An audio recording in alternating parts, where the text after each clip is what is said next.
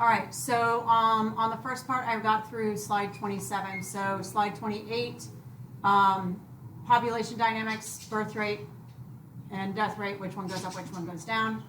And immigration and emigration, you'll need to define those. 29, drag and drop the equation. So which one of these goes on the top, which one goes on the bottom. And that's in the presentation. Slide 30.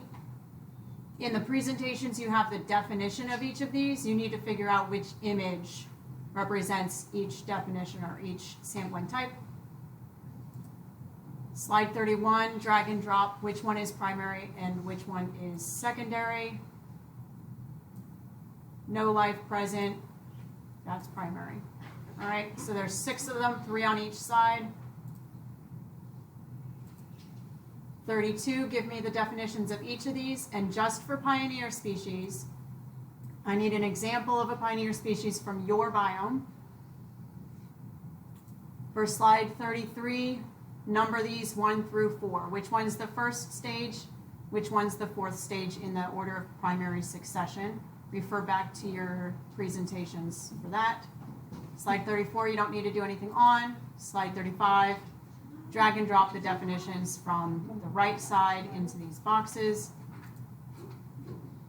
36 definitions here. 37, 2 examples of adaptations from your biome include images and a description of what their adaptations are and how they help them. 38 is a cladogram.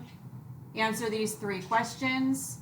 The bottom of all the organisms have everything on the bottom, and as you work up, organisms are smaller and smaller. So amniotic egg, everything above amniotic egg has an amniotic egg. Everything below it does not.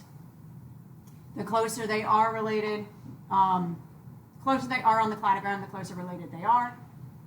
So who is more related? You're going to highlight sharks and primates, or you're going to highlight crocodiles and birds, whichever one's closer related.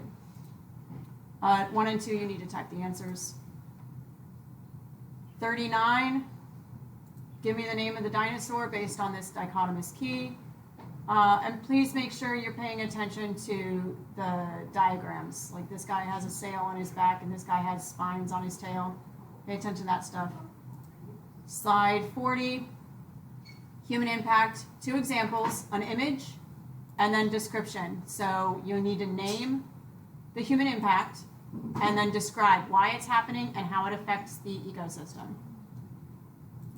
Slide 41, that's going to be the screenshot of your map. Make sure you can see all of your pins and your pins in the talk or the table of contents here, as well as the link to the My Maps. And slide 42 and 43, if you need it, are your citations in APA format. Gentlemen,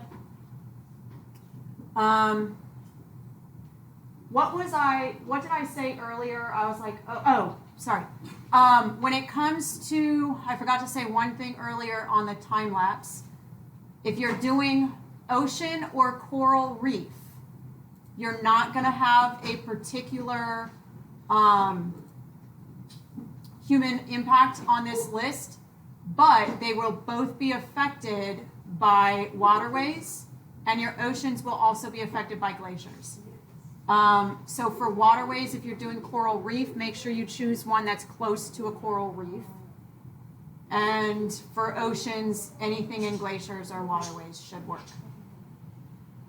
All right, that's all. Make sure when you get all of your 42 plus slides, including all your citations, double check it to make sure everything's good to go and turn it in.